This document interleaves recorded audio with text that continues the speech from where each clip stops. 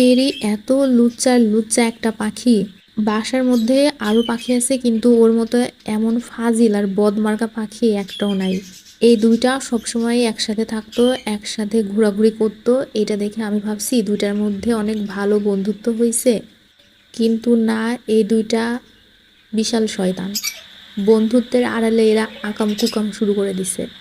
দুইটাই mail bird, তারপরেও দুইটার কি আকাম কুকাম শুরু করছে। দুইটারই জোড়া আছে আলাদা। পেরির জন্য বউ আছে, আবার ঘুঘু পাখিটার জন্য বউ আছে। এখন বুঝতে পারছি যে ঘুঘুটা জোড়া পেয়েও কেন খুশি না। নিজের বউটারে ঠুকরাই ঠুকরাই মারছে, আর বাইরে এসে পেরির সঙ্গে আকাম কুকাম করছে। এই দুইটার কালকের কর্মকাণ্ড দেখে এই দুইটাকে আর একসাথে বের করা যাবে না। দুইটা বিশাল ফাজিল। আর এই ঘুঘু পাখিটা হচ্ছে মিটমিটে শয়তান। ও কি করে, ওকে ইশারা দিয়ে ডেকে ডেকে আনছে, ডেকে এনে এগুলা করতেছে। পাখিগুলা এত বদ, নিজের জাতের সঙ্গে জোড়া নিলে তো কতগুলা ডিম বাচ্চা হতো। পেরে আসছে ঘুঘুর কাছে, আর এদিকে পেরি যে জোড়া সবুজ রঙের লাভবার্ড চেরি, ও যায় বিড়ালের কাছে। আচ্ছা, একসাথে কি বিভিন্ন জাতের পাখি পুষলে কি এরকম সমস্যা হয়? এরা নিজের জোড়া বাদ দিয়ে অন্য পাখির কাছে যায়?